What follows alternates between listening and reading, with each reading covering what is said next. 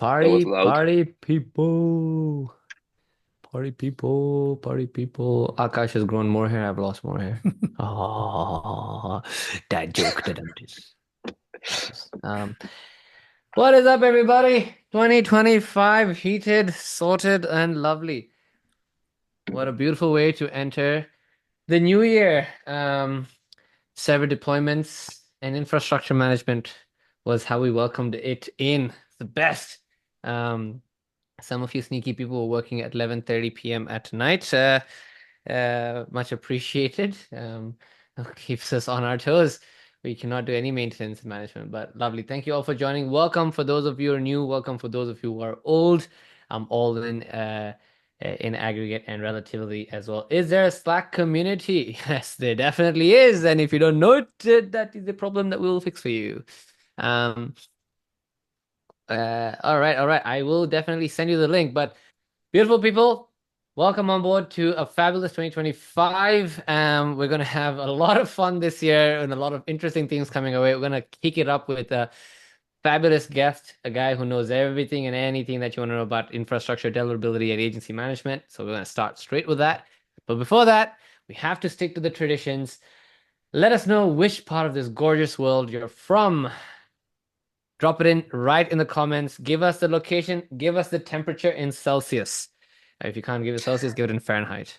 Um, and as it goes, the meeting is not going to be recorded, and we are not going to send this to you. If you want the meeting, you need to go ahead and tag Swapnil and transfer Bitcoin to his respective wallets. I'm kidding. Meeting is going to be recorded, and you'll get it in YouTube pretty much in about a 24-hour cycle. Beautiful. Look at that temperature. I now just have to ask this for the next 2 to 3 months because I'm in Sydney and it's nice and warm and breezy, and all of you people in the Northern Hemisphere can suffer your winter. Um, and then when it flips around in a few months' time, then you can feel happy. And then I will pretend not to ask this question. We'll switch the question to be something else. But what a beautiful crowd. 140 people. Welcome on board. The energy is strong. That is nothing but a magazine for groceries for any of you dirty minds asking and thinking of what it is. Because I know some of you will be going towards that. I know how the comment section work. But with that being said, we got a fabulous guest. We got Maximilian, we got Akash. I'll let the floor kick off with them. This is a great. Oh, I have one question to ask all of you. Um, Drop it in the chat at the bottom if you are an agency owner or if you are a startup. That will be great. Haha, Ontario, Canada. I would never like Canada. That's awesome. Oregon, great. 37 Celsius. Florida, US hot. See, Florida's got it right. Florida has it right. Florida has it right. One Bitcoin. Spain, 4 degrees in the morning, but it's fine. You've got Spanish food, so it makes up for it. How beautiful. All right, we've got it in. Recruitment agency, startup, scale up, startup, scale up. Let's drop it. Let's drop it. Let's drop it. And just before I jump off at Akash and Maximilian speak, so I'm not yapping on. For those who stick around till the end, the beautiful individuals who stay around till the very end, we're gonna get, is it 5 or 10, Swapnil? The email 10. 10 incredible people of you at random is going to be selected and given 5,000, 10,000, 2,000, 1,000. 10,000 email verification credits with casual verification and community bounce verification automatically sorted and taken care of by us for you on the house, added to your Smartlead account. So just any random 10 of you, just stick around till the end, have your questions sorted out. Last thing, this is just a subtle flex. I don't want to flex. I hate flexing, mainly because I haven't hit the gym in a bit. But I just got off a call with an awesome customer. He might actually be here.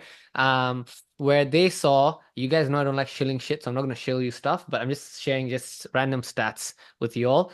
Which is they launched a campaign. They added a smart server to a campaign, and their not reply rate, we didn't go into that, but their positive reply rate went from 45% to 76% in a few days. Just saying, FYI. But with that being said, we'll pass on the floor to Akash and Maximilian. And for those of you asking, I'm going to share like a screen sharing of that so you know I'm not making this up. It's straight from the face. But anyway, floor is yours, floor is Akash's, and the floor is Maximilian's. Thanks, V. And I'm actually the living proof. I was on the call as well. It's actually 45 to 75. Trust me, guys, I have the call recording. So thanks, V. And I'm so happy to see all your faces again. I was not here quite for some time. And Happy New Year to everyone. Max, You've been here once, you've been here again. Thank you so much. We're grateful to start the new year's with you. And these sessions have always been awesome with you. Right. So Yeah. most of us know you, but for the people who are not here, we'd love a quick round of introduction from you, Max. Yeah, of course. Let me do that. So I'm joining you from the green north of Berlin in Germany, the startup capital of Germany.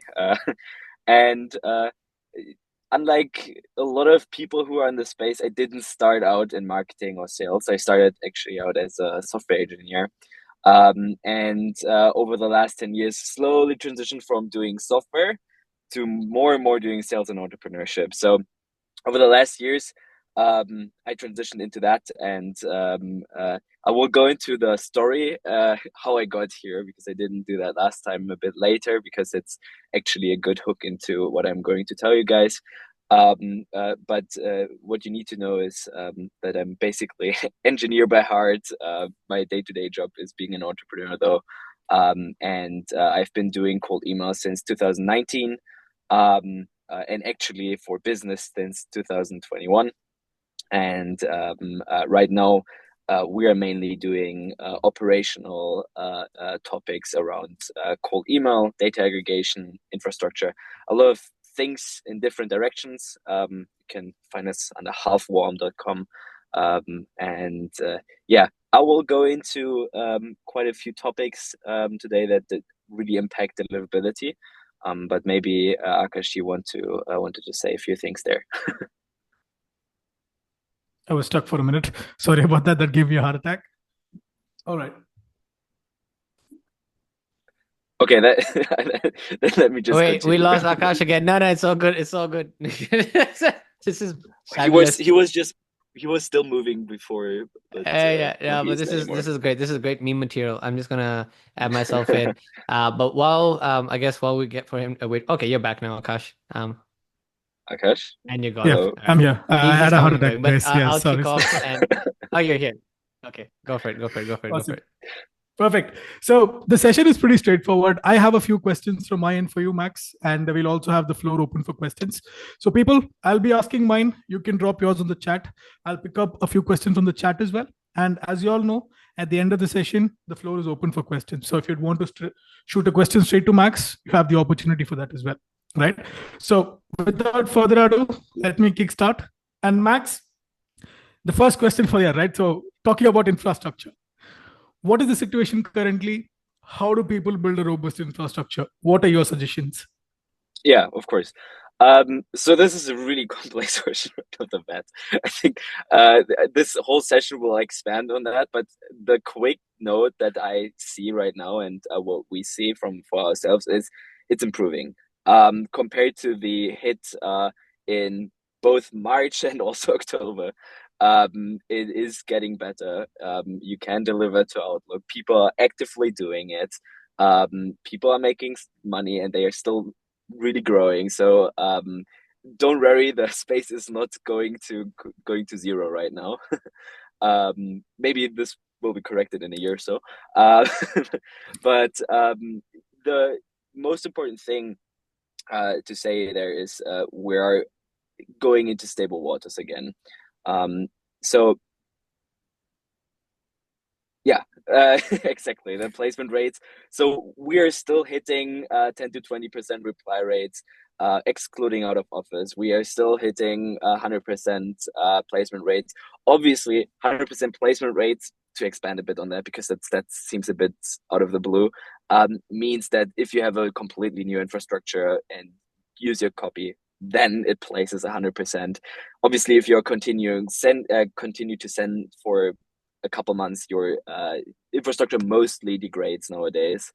So just for your info, so you don't think that we have 100% perfect, healthy infra all the time. That's just not attainable most of the times. But yeah, let me go into kind of the agenda for today, what we are kind of going to talk about. So the whole topic deliverability is three pillars in general. One is the infrastructure for sending, right? Superwave, various email account providers.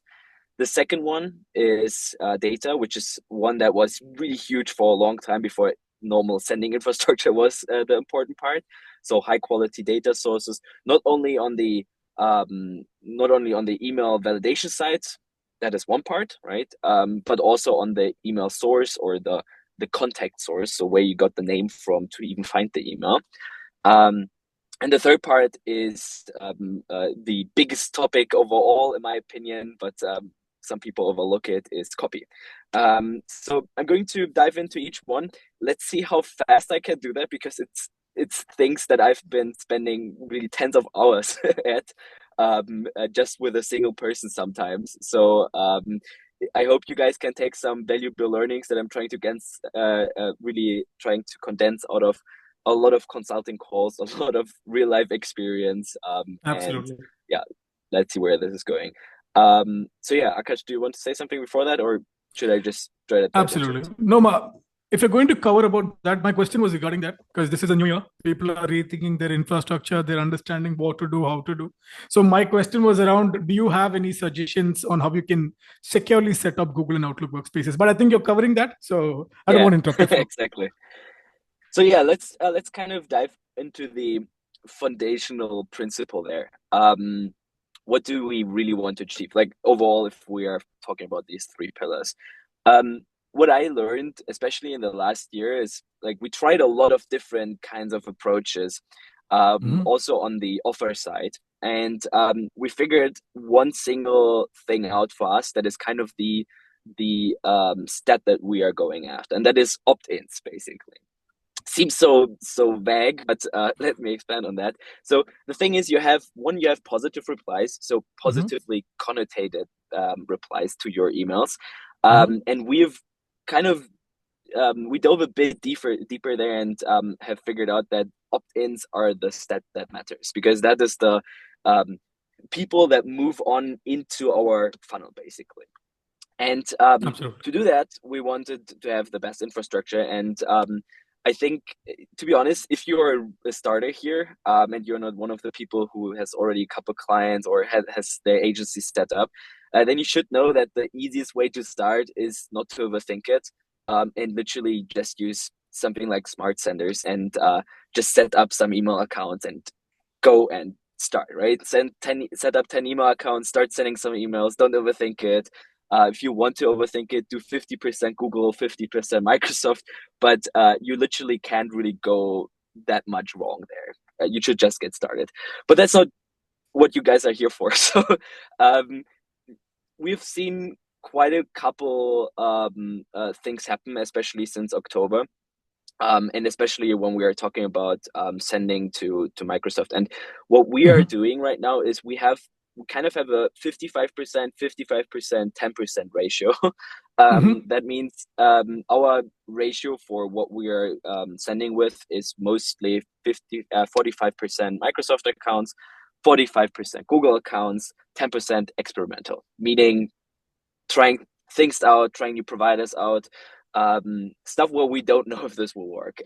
Could be some SMTP provider that is hyped for a second, some random loophole we found somewhere. So stuff like that. And really important to note there, I will go into what setups are useful there exactly, if resellers or not resellers, stuff like that. But it's really important to note that if you have Google accounts and Microsoft accounts, most of the times you will not go wrong if you just are not sending too much per account. I think this is something that a lot of people still overlook, that you can't just blast 100 emails per day per account. I still see people doing that sometimes. If you have problems with deliverability on Google or Microsoft, most of the time, and fresh accounts, you most of the times have you rather have a problem with your copy most of the times, or with your targeting on the data side, because then it's not an infrastructure, because Google and Microsoft in itself delivers really, really good. Also to Microsoft, also from Microsoft to Google, that works really well if you just send the right thing. And Max, question around this, right? Sorry to cut you. One question around this. So I get this a lot, because when we say don't do too much volume, the one question people always have is, what kind of volume is safe? right? So where do I Yeah. start from? So would you have any recommendations over that? If you don't, I respect that. If you have any recommendations, we'd love to know. Yeah. So to be honest, highly depends, obviously. But I think we always, if we are starting with a new offer, we are trying out, depending on the provider. Mhm. Like, let's say you set up Microsoft accounts yourself, your own tenant, Mhm. then I would literally just go with about 15 to 25 emails and just see how it develops Got it. per day, per Mhm. account.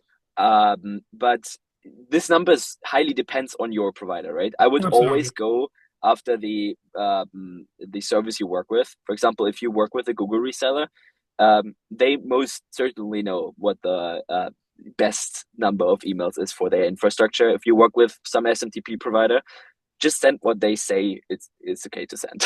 Don't do more, Absolutely. don't do less, because people Less. are always trying to experiment with it, which makes sense. But for stable sending, I wouldn't go too crazy there. So that is like I mean, that's the usual number. Like Got I've it. seen people do way, like, also okay with way more per day. But I mean, we are always trying to send as as little as possible per account, because to be honest, you're just flying more under the radar. It just is kind of risk mitigation. So that's kind of Fair enough. Fair the enough. thing. Yeah. Yeah. Got it. Thank you, sir. Please go ahead. And if we're going into actual setups, because last time I was expanding a bit on the direct setups, and I'm going to do that too in this session. But so the field that we are currently in, there are automated setups, and then you have the do-it-yourself options, right? Mhm. I'm a big fan of the do-it-yourself setups, because this is like the holy grail of email sending. If you just create a Google workspace or a Microsoft workspace as if you are a normal company somewhere in the nowhere, because this is what Google and Microsoft are looking for, right? They don't want you to bulk send through options like Google resellers and Microsoft resellers usually, right? Um, Only if they are flying on the radar too. So for automated setups, we've seen quite a few things work well. I mean, for Google accounts, there are really a couple good Google racers. I don't know if I should or can name them, but obviously you have the one that is in hooked into Smartlead itself, and you should and can use them for sure. We've tried them; they're working fine, and you can actually do a lot with it. And it's, to be honest, if Smartlead plugs them in, there's a reason for it. Same thing with the automated setup on the Microsoft tenants. Same thing there. Works totally fine and is completely working if you just use it the way um, that you can in Smartlead. Also, there are a couple other providers. To be honest, we've tried a lot of them. Mhm. Some work, some don't, but I really recommend to not put your full cards on it directly, because I've seen some people move everything to a single provider and hope that they will work, but it doesn't always. We personally, but I don't know how. I know some people have a bad experience with them. We personally use Superwave for Microsoft sending. Mhm. There's a lot around that. But to be honest, for us, it works really well, and we're Got it. running a lot of volume through them. Um, yeah, that's regarding the automated setups. For manual setups, what I really recommend everyone to do is use, because I've seen that quite a couple times now, use like a stealth browser or like an undetectable browser like NST browser or undetectable or anything multi-login browsers. Just Google for Mhm. that for your sessions, because otherwise you will be blocked by Microsoft quite fast. I mean, fast in the sense of, if you create 10 different tenants, they will detect that and they will ban you on all of them. So, and please use different credit cards, because they definitely log that. They will see that you use the same credit card for 10 different companies. um, And there you can use various virtual credit card providers. You just need to Google for that in your country. That's dependent on where you are. I know in Europe, Wallister is a good provider. I know in the US, privacy.com is pretty good. But to be honest, just Google and find the nearest one to you. I think that's the best approach there, and use a good proxy. Also there, use a residential proxy, but those are like technical details that are only interesting for the ones that actually do it themselves. But use a static residential, and you will be fine. That's, I think, it there. Exactly. Got it. So on the experimental side, I recommend everyone to just try out everything that comes on the market. Sometimes some stuff really works extremely well for some niche that you're targeting, and also it is the best thing to keep yourself sane. Don't always rely on the recommendations made on LinkedIn from some gurus. Try it yourself and see what works. I think that's the best tip there. Absolutely. Yeah. Any questions there in the chat regarding the infra topic there? There are quite a few of them, but I'm looking at the ones that are relevant to this. What do you use for phone verification? I try Twilio, but filter out OTPs. Oh, for we've tried a lot of providers, and this provider is pretty shady, but it's smspool.net. They work. For some reason, they work every time. I don't want to know where their numbers are from, though. So, yeah, they're working really well. So yeah, on the infrastructure side, also one thing to keep in mind is always to have, like, obviously setup's one thing, proper warm up is the second thing. There also just stick to the stats that your provider gives you. Biggest failure I've seen from some people is copy some outrageous warm up settings from, for example, Superwave, and copy it to another provider. Doesn't work. Like every provider has their own thinking behind it, and they've hopefully made tests around that. I mean, you need to do your own if you have the time for it, but on warm up, just stick to what's being said there. Got it. On the maintenance side, what we do is we really monitor our inbox performance, mostly based on replies. Because to be honest, there are a lot of stats how to measure inboxes, but if you have different providers on your inbox, if you have inboxes from different providers, you can weigh them against each other, and you have some reasonable with some analysis of that, you can actually see what works and what doesn't. So usually what we do is at least weekly we do inbox health checks. I mean, one, there's just inbox spam testing, like you see in Smartlead. But to be honest, this only makes sense if you are running at a decent size. Before that, I really recommend you to, I'd still recommend to do it at least monthly, but if you don't need to do it weekly most of the times. If your reply rates don't dip, you don't need to overthink it most of the times. You can just run and have it run in the background, but don't over obsess about it. But do have some backup infrastructure, because that is also one thing that people often only realize after is if you, for example, there's one startups, but also agencies. For startups, it's really or normal companies, it's really important that you just register the same amount of emails that you have and use, and just have as a backup warming on a similar infrastructure or whatever. So you just have something to go to if everything burns. And it will at some point, maybe. There's a high chance for that. Even really big players had this issue in October, so be careful about that. And the second thing is, for agencies, I recommend you guys to really set up some generic domains. It's a blessing if you have like random branded, unbranded domains. in your portfolio, and they are already warmed, the infrastructure is working, and you can pull it as soon as a client signs on. Most clients don't care about it. They don't care if the domain is their brand name. It gives you an advantage because you can immediately start with them. And if not only for starting, but also if they work with you and you have branded domains, you can always use them as a backup.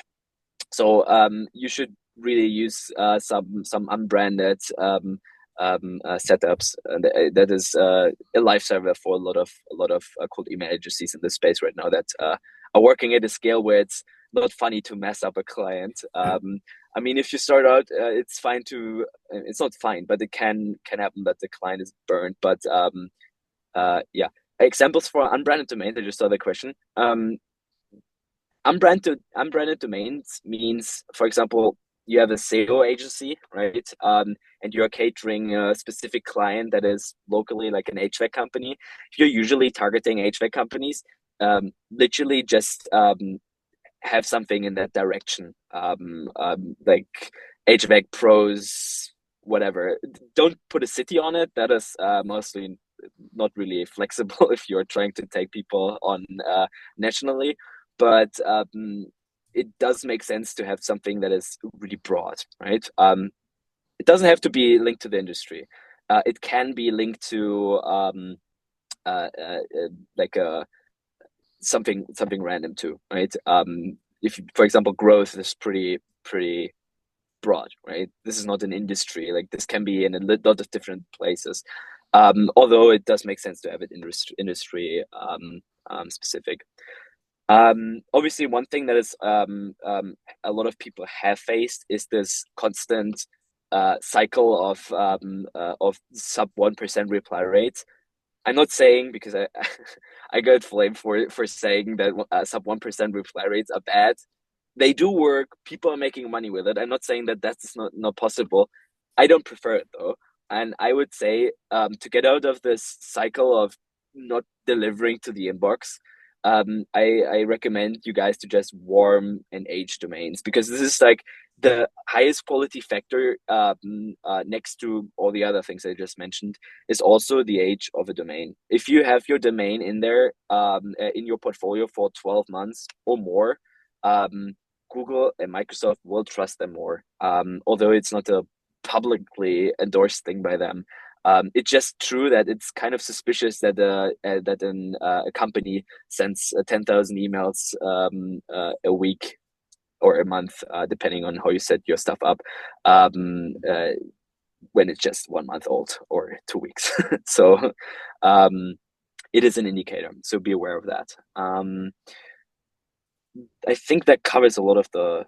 Yeah, you covered most. Yeah, all of it. I'm just surfing through the chat to see if I can find something else. I saw one more question where it was, if you have domains for a year but haven't used them, are they still warm? Definitely. If you haven't used them, I feel it's not. Yeah. No, they are not. The infrastructure isn't warmed. They are aged though. They have more credibility on that side, so you can use them, and I would use them if I were you. I would put an infrastructure to it and warm up. The thing is, the warm up phase has gotten longer over the last year, so you need to warm up longer anyways. So it does make sense to have that aged infrastructure. But on the warming up and aging or aging a domain versus warming up the infrastructure are two different things. One is actively flagging your infrastructure as not being spam, and the other one is just the sole age of your the identity. So that's basically it there. Thank you for that, Max. The most common question of all: will tracking open rate kill our deliverability? Should we even bother with this when testing our copies? Don't track open rates. For everyone who hasn't gotten the memo, don't track open rates, don't track clicks, and not legal advice. Please try to not use an unsubscribe link. If you can, please don't do it. It really has an impact. And if you can, don't put unsubscribe as a word into it, if you legally can. Because you will have, to be honest, even in the cold email communities, you will see some messages about that people have a standard filter on their inbox where everything is filtered out that just has the word unsubscribe in it. Even actual cold email is. Think about that. So say no to unsubscribe. Yeah. If it's Got legally it. possible, obviously. Yeah. Max, one more question on the chat, right? A couple of people have asked this. So what we recommend from Smartlead is we recommend, as you know, we recommend a 14-day warm up and then start with an email campaign. But as you know, people have multiple approaches. They continue, they don't continue, etc. So currently, do you have any recommendations on that? Yeah, so there was a lot around that.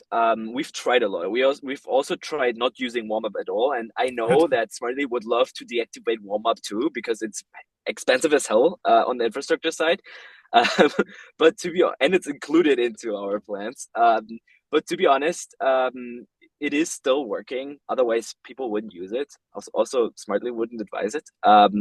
And it isn't necessarily improving the deliverability in the first weeks, from what we've seen, but it does sustain the deliverability and doesn't burn the account so fast.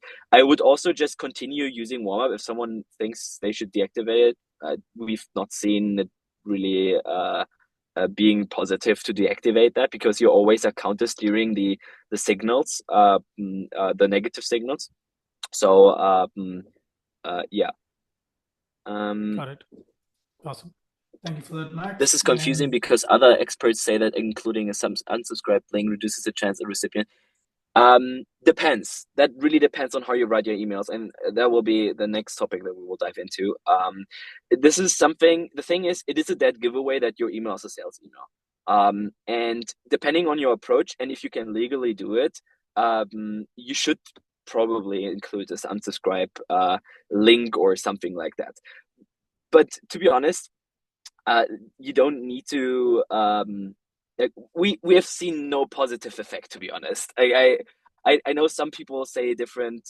They maybe have different data. Our data doesn't support it, so I don't support it.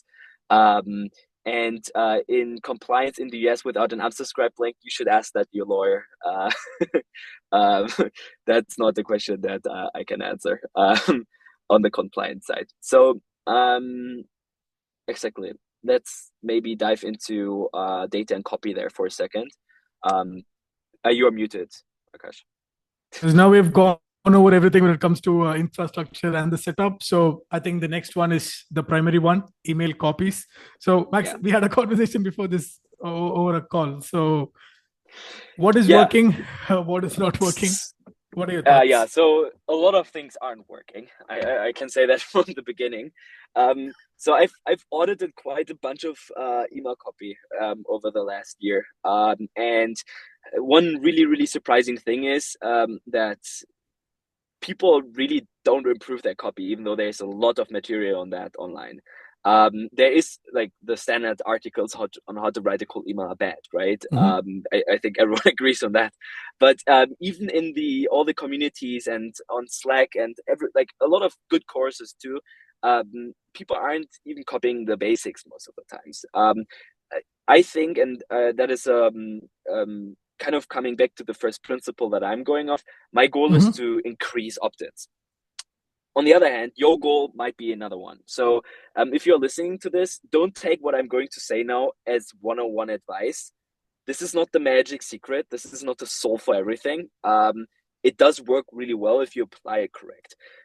You have to know cold email, on how I see it, is more of a funnel game. You are basically trying to build a really nice funnel. And if you are an agency, you might only do the first part of the funnel of getting the reply. Or qualifying and sending the meeting over, if you're a startup, you actually have to think it the whole way. And I think agencies should also think it way farther. And especially around around how you write copy, because a lot of people are still pitching offers directly. First email, directly pitch their whole thing. this can work if your offer is really good. Some people have a huge pain point. If you're hitting them at the right time, that works. I'm not saying that it doesn't. But the thing is, what works mostly better is a conversational approach. I said that in the last session. For the people that are here that were here at the last time, they know that this was my main takeaway. And to be honest, it still is. What I mean with conversational approach is that you don't go in and try to write a cold email that is a cold email. You try to write an actual email one-on-one to the person. So your major goal should be, in my opinion, to write emails that get people to respond in an opt-in way. So they want to communicate with you. After that, you can still pitch them. After then, you can still do whatever you want. It really makes sense to have an approach where you take the conversation or the conversion mechanism, not to the first email, but to the conversation afterwards. A lot of really, really good cold email people I've seen do it in a way where they try to produce phone calls, because the qualification mechanisms are basically kind of after the email, because it is one-on-one. It is human to just call with someone. Obviously, I know that a lot of people might not have the resources to do that or the knowledge, but even if you just do it on the email basis, in my opinion, you should really push this way out, this pitching, because it just is being recognized also by the AI systems nowadays as a sales email.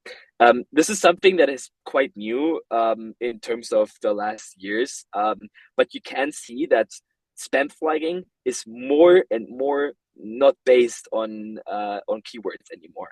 If you just remove your keywords but still have a really pitchy email, your emails might still land in spam because it is just easier to flag with the advanced tech that we have nowadays, right? And you always have to think about that, guys. On the other side, on Microsoft, Google's, and also all the different email gateways are sitting people whose sole goal every single day is to get you into spam, most of the times. And think about it, with Google and Microsoft especially, you have people that are getting paid 500,000 US dollar a year just to do that, just to write better machine learning algorithms to filter you out.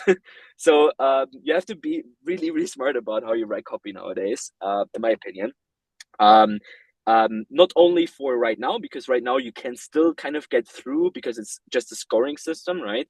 But it will get harder. So on the copy side, what does conversational approach mean? I think that is a pretty important thing. Write emails that are obviously hooked into what you are going into, right? For example, let's say we are targeting HVAC companies, right? And we want to, I don't know, sell a service to them. I don't know.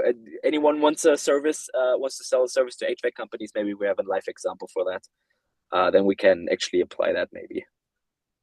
Let's see if someone is fast. Maybe not. Maybe it's pretty niche. Lead gen for HR. Yeah, lead gen for HR is quite broad, by the way. Live chat services, SEO. SEO is good. So what you could do, for example, is in this place, just ask them about their blog. I think this is a pretty straightforward thing. In this case, really dive in, and my approach is always to take the my target group, let's say HVAC companies in I don't know, San Francisco, and I want to target them and I want to sell them SEO services. Albeit that it's not the best target group to sell SEO services to, just out of experience. But I can tell you that from the approach would be that I would take at least 10, maybe 100 companies that I want to target from a list. I would check out what they have on their pages, maybe have some blog stuff. I mean, if I have the SEO experience or if my client has the experience in it, I would usually ask them about the important factors there. And I would really drill into these factors and how they affect the perception on the lead side. So, for example, if there's a huge pain point around blogs in that space, I would really go in and try to write questions that are triggering the urge to talk about it. So, for example, hey, saw your last blog post. Like, is it optimized on the for Google? Something like that. This is, by the way, this is not. This is just an example. It's not good copywriting. It's just. I'm trying to give you guys the schematic. Don't copy it one-on-one. That's not the right thing. So in general, the goal is to really have a good hook there, and that is a huge thing. Otherwise, it would really look a bit weird if you just plug that question in and just send it out. I recommend you guys to get into something with AI. Let's say something like Clay. There are also options on spreadsheets to really quickly generate AI personalizations, and I recommend you guys to drill into that, learn it, because the best thing, to give you a bit of a backstory, I come from a tech background, right? So I up until 2020, I actually had my own software agency, and that software agency was working really well until COVID hit. And we realized, well, okay, our cold email isn't as good to really generate anything, because before that we were just doing events and to generate traction and get network. And the cold email, not the cold email agency, the software agency unfortunately fell apart. But what I took into the next chapter was, okay, I want to automate this because I was pretty fed up with writing email personalization at the time manually, because that wasn't the holy grail of living the entrepreneur life. I can tell you guys that. And it was really expensive to pay people for that. So we moved into AI when in 2022, I think, 2022. When we got access to like really early pre-chat GPT LLMs. Wasn't good at all. But when the first APIs hit, we already created a personalization software internally. Never sell it, but nowadays everyone can do that, right? We had to build our own software, the orchestrator behind it. You guys can literally use state-of-the-art technology and AI to do your personalizations. So what I really recommend you do is, in your personalizations, mention something that is really unique about the company. So don't try to generalize on companies and just do it based on the industry and company name and let AI randomize something. Really use the full website if you can from their site, because to be honest, this is the richest data set about the company most of the times, and you will find some unique factors, some case studies, some news. Like a lot of, let's say, HVAC companies are publishing random stuff sometimes, certifications that they are now in an association, something like that, and it grabs their attention, right? Because it is their attention, or it was their attention for quite some time. So mentioning that is a good hook to get you in. High XYZ personalization as a hook that really seems genuine, and then the question on writing personalizations, because I see some people, or I saw someone ask if I can send a template. I'm not a fan of email templates at all. I know that guys like Eric Novoslavsky have really great email templates, but email templates aren't the holy grail. To be honest, you should write your own email copy. Get inspired. I'm not saying that, right? But sit yourself down. I don't know. My method is getting Apple Notes open and literally writing emails as if I would send a WhatsApp to someone, and then I'm improving on that. So I'm glad you told that, because there were a couple of questions as to, do you have any recommendations for AI tools or tools that can write the copies for you? But I knew you would say this, so wanted you to say that. I'm a real fan of doing it yourself first, and then getting AI copy as kind of a quality check if I'm completely thinking outside of the box. But you should really give AI examples instead of letting AI give examples to you. Because if you have a unique approach of writing, and your client mostly has, by the way, right? Really, not all of them.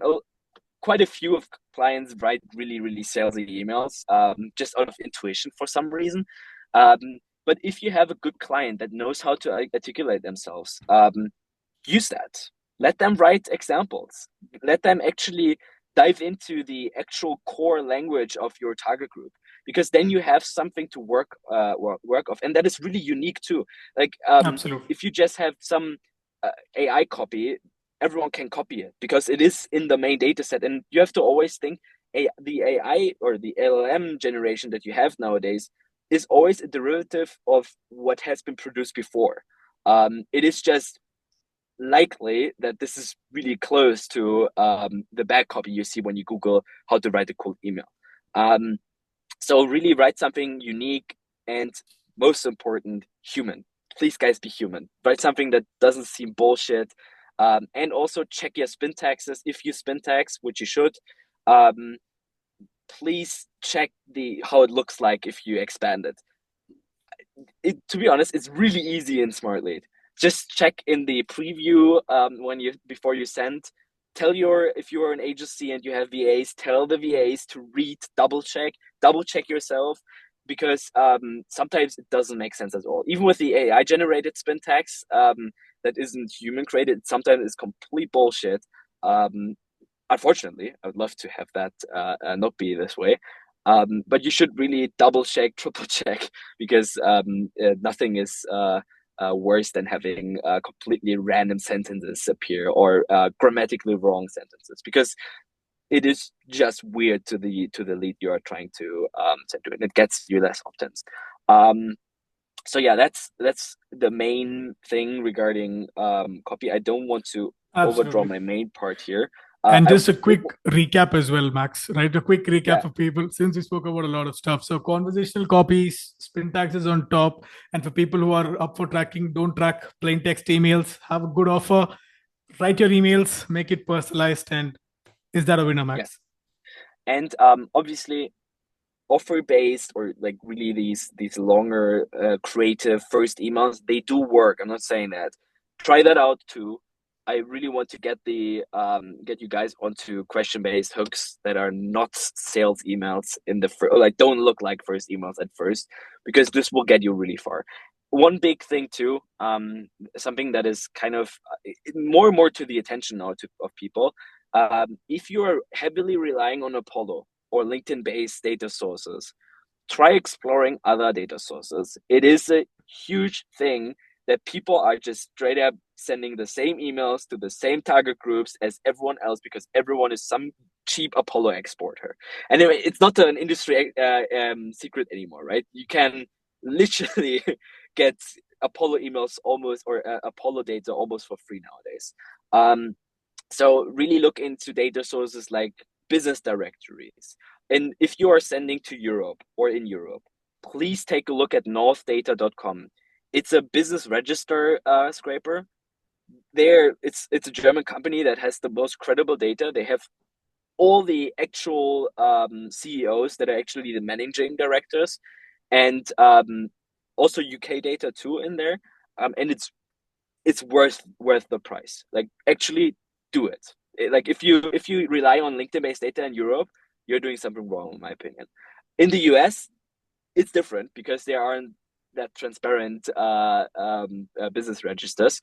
But if you're in the US, really rely on business directories. Go into stuff like Google Maps, right? Depends on your target groups, obviously. If you're targeting startups, you can, for example, use VC websites, right? Really great data source to find new and upcoming startups. For example, if you just target B2B startups and want to have a special campaign, scrape data from Y Combinator. Yeah, it's northdata.com. That was a question, Max. So people wanted to know the name of the scraper of Germany you mentioned. You can I think they start at $50 a month or something like that. They're quite okay for what you get. But if you get the actual plan, the yearly plan, it's unlimited export, which is quite nice. And I'm not an affiliate, just saying. So also important to note, in the US, if you are targeting, the thing is, a lot of people are not targeting these target groups. But if you're really going into, let's say, HVAC companies and all these normal companies that you can see everywhere, I recommend you guys to dig into all the associations that there are. There are so many random little local business associations that conveniently a lot of times have a public list of all their members. And it's quite easy to scrape nowadays. Just use something like Instant Data Scraper. There are a ton of different AI scrapers out there. I didn't need to tell you guys that probably. Probably all got ads already for that. So really using that as a data source, and using people data from their websites is a blessing. I can tell you that too, because in these local business, for these local businesses, a lot of times the name of the owner isn't on LinkedIn. And if it is, you can also find them through a poll. So really, that gives you another edge there. So that's regarding data. I know we are almost at time and we want to answer some questions. So Clay University has great trolls. Yes, Clay is really good. I agree. And yeah, Awesome. any questions there? So before we open the floor for questions, thank you so much, Max. This was super insightful, especially the copy part for me. And yeah, I could go for 2 more hours. I know that if we had a conversation regarding this. So now quickly jumping to the last part, right? Any predictions for 2025? What are the key focus? We covered most of it, but just a quick highlight would help all of us. I think everyone should focus on increasing their reply rates more and more and more, no matter how you need to do it. It's the biggest signal. And if you can, start conversations. That's the biggest thing that you can do, because the people who get the highest reply rates have the highest number of opportunities in the end. It is just the case. Nowadays you will not get 10% and 10% reply rates and 90% of that is negative. That's just not the case. People just ignore your email nowadays. So it is like the single biggest thing. And that will be a huge one. I think also, if you are an agency, please only take on clients that actually have good offers, actually great offers, because you will have a nightmare experience if you don't. And so many agencies got under last year. Actually, like I know of so many people personally who unfortunately had to close down their agency or get into a job in some sales position, because they had the wrong clients at the wrong time. It just doesn't work anymore to just have some random gift card strategy, or just pitch the same web redesign thing to the same target group every time. You need to be a bit smarter than that nowadays. And I think it will just get harder, but we are here for it. So everyone who is here and will be after this year, it will be a ton of learning again. And I think just be aware this will be another hard year, but we will stay in it. So absolutely, Max. Thanks for the head up and thanks for the guarantee. So let's open the floor for questions. People, if you have any questions, you have the reactions icon, click on that, raise your hand and turn on your video. I'll spotlight you. And Max, in the meantime, we have a couple of questions on the chat.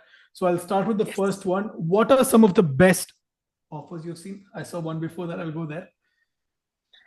So there is one question. What are some examples of these business directories in the US that you mentioned? Yeah, so on business directories, the big ones are Yellow Pages and Yelp. You will find a lot of companies on that, and I think you will be quite okay just working with those two. By the way, another business directory is Yellow Page, not Yellow Pages, Google Maps, obviously. So if you can work with Google Maps data, please do it. It is an extremely resourceful thing, because you literally have almost every local business listed there. So it is worth working with it. Those are like the top 3 ones, to be honest. They are niche business directories for everything. Also, every time you see that the company is mentioned somewhere, I just see Clutch, by the way. Clutch is okay because it is hyper targeted. It is quite hard to get in with these leads. Clutch has been scraped so many times. you need to be careful with the data and do something creative. If you just try to pitch them lead gen again, don't. That usually just yields in time wasted. So if you have a really great offer, pitch them. But I don't know where I was, but yeah, put full stop. Awesome. Next one is from Kyla. What do you recommend for the length of a sequence? How many follow-ups or timeline? Yeah.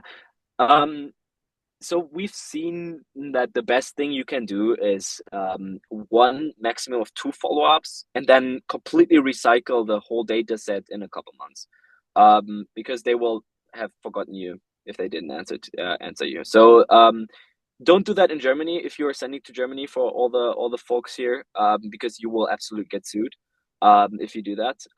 Only send once in Germany. If for the everyone else, it is for me it's that cadence. That's like the optimal recycling. I love to just have not even be crazy with the follow-up, just ask who the responsible person for the first email is, basically, because people ignore you anyways. You need to be a bit more creative. Got it.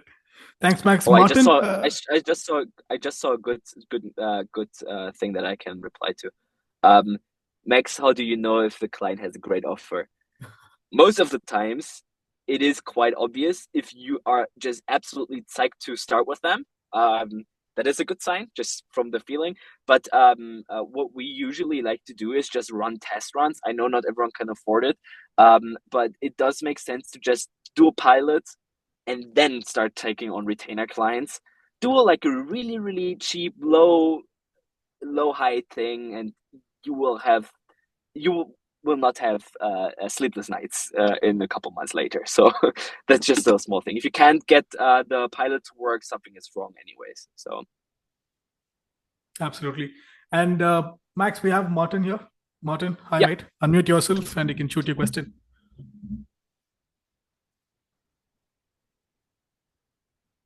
Awesome.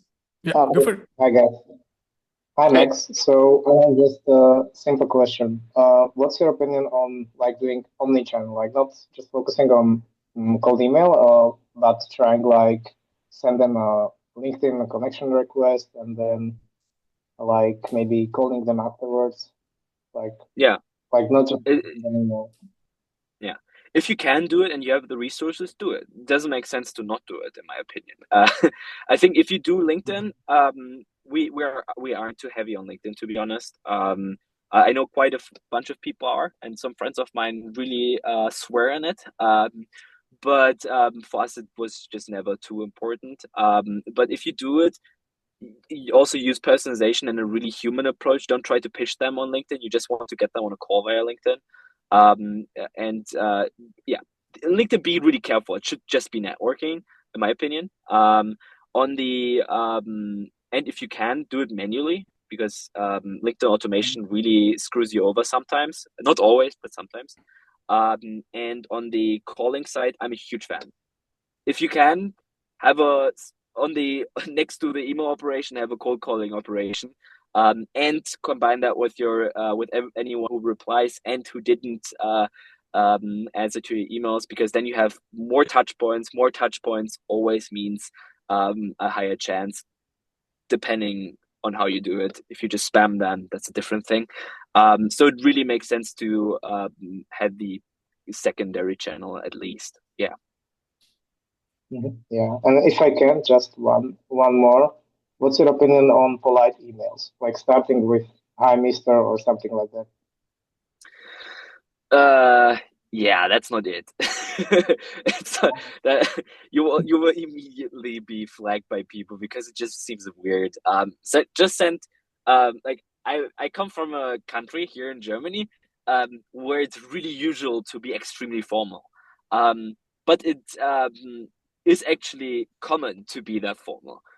In the US or internationally, most of the times it actually isn't. So if you, at least in the US, don't do it. Doesn't make sense, in my opinion. Just gets you into the wrong folder. Even in the finance space, it is weird to do that, to be honest. So yeah. Yeah, but I'm actually from Slovakia, so yeah, here it's Locally, it might be also different. If you have a formal, if you send locally in your local language, and you have a formal language that is usually used in business settings and is not awkward or really weird, use it. But to be honest, speaking really formal in English always sounds a bit weird nowadays, in my opinion. yeah. It's just my opinion. So yeah, but I think we have more questions. So Okay. Thanks for asking. Absolutely. Thanks, Martin. Any other questions? If yes, you can also raise your hand. I'll spotlight you and you can ask your question directly to Max, because sometimes the chat might get queued and we'll have to scroll. yeah, I have 99 unread in the chat now. So so please react, raise your hand, and you can ask your question directly. Okay, so I'll pick one. Split test subject heading recommendations. Do you have any, Max? where was the question? Split The test. last one. Split test subject heading recommendations. That is a pretty broad question, but so regarding subject lines, stick with something extremely short. Not using the company name or some custom variable has been working really well. Literally just putting in like a single word has been the best performing one. Don't use a spam keyword, by the way. Big learning. Just use a single word from the email copy like that is, to be honest, been the best one. And nowadays you can't really track the subject line performance that well. Only if you obviously have the same copy twice, that works. But to be honest, there are so many variables. Subject lines have been really unimportant for us. Like just single word, something random, and that usually works. Yeah. Fair enough. Mahir, if you can unmute yourself. Yep. Thanks, mate. Yes. Hi, Max. Actually, I'm also from Berlin. So, and we're targeting like construction companies. So I have in like Germany? a lead list that's quite clean. Exactly. We're targeting construction company in Germany. So, you know, the same question, kind of like a formality, right? Because some people would find it very rude almost to be called by their first name in email. Yeah, So don't. how would you handle to that? be honest, in Germany, just use formal language because it is way more well received. You will get much more spam complaints by people if you don't. And it is if you target startups, that's a different story. But construction companies, some construction company CEOs, just target them on a really formal in a really formal way. You also have to think about their age. They're probably 50, 60 years old and probably don't like emails in general. So you want to be as convenient as possible for them in the first place. Perfect. Thanks a lot. Awesome. Thanks, Mahir. Next up is Tristan. Tristan, if you can turn on your video, I'll quickly spotlight you. Yep. Here you go. You're muted. Hey, Max. Tristan, long time no see. Yeah, what's going on, man? I didn't think you would recognize me. Yeah, of course. Yeah, good to see you, man. But I think I maybe asked you this in the Superwave chat, but how do you like to structure your operations at scale? What do you mean? At scale of managing clients? To be honest, that is a really individual question because it is really dependent on what you're trying to go after. We are trying to hit a single market. That is our primary goal that we are moving towards, a single offer and really going into that and having a really generic setup there. We still have other clients, right? But this is the direction we are personally moving in because this is where we are really specified in. But technically, there is so much right now regarding operations that you can do. If you have a normal database, set it up properly. I mean, you know that. We should probably talk about that on Superwave, and I can give you some specific answer. Yeah, sure, man. Because that's I know that's a rabbit hole. So yeah, I'm just curious how you structure the different roles and such. So, to be honest, that I've worked with quite a bunch of agencies over the last year, and it is really individual. Unfortunately, there's no off the batch single formula. Otherwise, you would already know it. So All right, yeah, sounds good, man. We'll talk about it later. Good to see you. let's chat later. Awesome. Thanks, Tristan. All right, see you. Next up is David. You're muted. Are you able to unmute yourself, David? Go for it. Okay, I got it. My bad. Thanks, Akash. What's it going? How's it going, Max? Yeah, just kind of wanted to know your take, and I guess everyone's take in the chat, whoever has a take on it regarding reaching out to enterprise, companies with above 200, 500 employees, and Outlook setups in general. I mean, do you think it's worth it? Are you just deciding to not even reach out to them? And not taking clients that are selling to enterprise or bigger companies. Just want to know your thoughts. Yeah, so we are doing a lot of enterprise outreach, and to be honest, that really depends on what type of target group you are going after. For the really, really big ones, the best shot you can have is really having these extremely conversational approaches on the one side, combined with infrastructure that is on Microsoft, either by direct setup and really low volume, so you are not being really flagged, and especially Microsoft doesn't categorize you into some high volume sender category. And I really recommend Superwave for that, to be honest. Tristan, the guy who just was on here, is a really high volume sender through Superwave, as far as I know, and that works quite well. I recommend them for that because it's a different kind of setup. Doesn't make too much sense if you are not sending to enterprise and volume, but this is a really good approach. I don't know if you're already maybe in the community there. I don't know. Muted. Still on mute, David? Yep. Okay, yeah, you blocked me there. No, yeah, actually, I was going to ask you, besides the tools you've already mentioned, if there's any other ones you suggest, and if within those tools and communities you are, since I noticed that you and Tristan know each other from the Superwave community, if there's any ones you would suggest, and specifically for Superwave, where are you guys? Where do you have that communities, Slack or, because someone asked that question about communities overall. Yeah, there are a lot of WhatsApp communities, interestingly. So you should really look around. There's one called Tuesday Triggers. You can find it via Christian Oland, the co-founder of RefReply, also a good inbox management tool. He has a WhatsApp community that is quite big, with a lot of great people in there. And I know that Eric Novoslavsky also has a really great WhatsApp group. And you can probably just send both a message and you will get in. That's Christian's link. Augustine just put it in. And apart from that, obviously the Smartlead community is rocks. So that is the best one to be in for both. So apart from that, obviously Superwave community is also good, but that is only for the customers of Superwave. So I need to first be admitted to that. But apart from that, I just saw Superwave versus Hypertide. I know both. I know the founders of Hypertide. Both are good. Let's say this. Awesome. Thank you, David. Thank you for your questions. People, if you have any other questions, please raise your hand. Last chance. Yeah, last chance, last call. If not, we'll call it a day. I mean, there's still 120 people in there. Any questions? Anything that I didn't answer from the chat? Obviously, just saying, you guys can always message me on the Smartlead Slack. That is the best way to contact me. You can send messages on LinkedIn, but I'm less available on LinkedIn because my LinkedIn is absolutely spammed. So feel free to send me a message there. I will also put another message after this meeting in there with a quick hi, so you guys know where I am and who I am. I think we have another hands up, right? Yeah, we have the last question for the day. So it's Yahur. Yahur, go for it. Can you unmute yourself?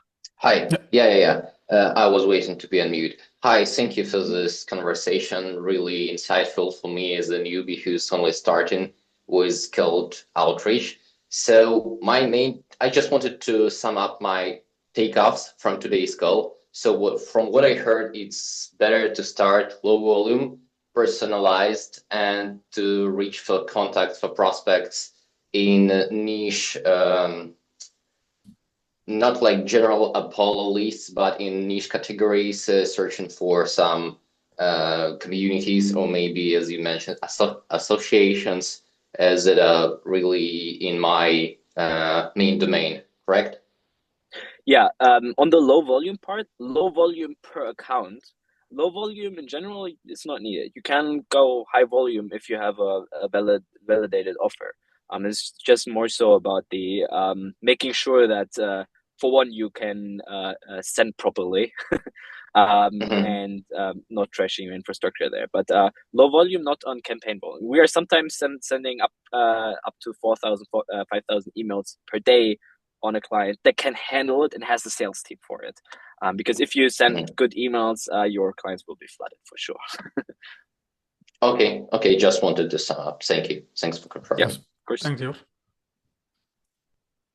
We have a single one. Right, let's take one. One last one. One more for John. Yeah. John, are you able to unmute yourself? Yeah. Yeah. Can you hear me? Yeah. Loud and clear. Yeah, sorry. I'm quite a beginner at all this, right? So first of all, I really enjoyed that, but also some pretty basic questions. My question is, do Superwave, Instantly, and Clay all do the same thing? Or is it redundant to get all three? Or there's been a bunch of tools mentioned for a bunch of different stuff. So I'm just trying to figure out, okay, well, what do I need? I'm also a startup, so budget is a big issue, and resources and cost management. So just curious about what you think about that. I have a hot tip for you with infrastructure wise. Just stick with Smartlead alone. Use the inboxes that you can find there. Book a few from there. Google, Microsoft splits. Just have that. That is one thing. Don't overcomplicate it. Also, it's cheaper. It's not the cheapest way, but it is a pretty stable way to work with it. And on the Clay side, Clay is used for data management and enrichment. If you just get a low plan there and use a bit of email enrichment, it is usually enough. A few people mentioned it in the chat. They have the Clay Academy if you are really eager to get into the data game there. They have a brilliant course on it. So just use that and that will get you in it. And you will learn a lot from the community. If you just scroll through it, you will see a lot of people talking about a lot of different things. Just Google and you will figure out a lot. Trust me. Yeah. So just forget about Superwave and Instantly for the moment. Yeah. Yes. Forget Instantly in general. Forget about it. Okay. We are all Smartleads. Instantly and Smartlead are competitors? I didn't even know that. Right. Yes, okay. Yes, they are competitors. Okay, right. Or forget Instantly altogether. All right. Great. All right, appreciate that, guys. Thanks so much. Just a joke. But yeah.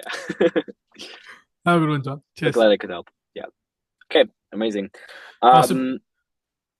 So, guys, everyone who hasn't gotten their question answered, you can also just put it into.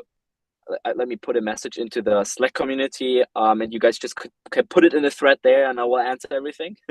Feel free to put that in, and anyone who has great struggles with operations on the cold email agency side, or has a startup that is funded and wants help, you can also go to halfwarm.com. I will put that link into it too, and you can book yourself in there. But that's a different story. So I think we can wrap it up. 15 minutes over though. Absolutely, Max. And as always, thank you so much. This has been super insightful and really helpful for all of us.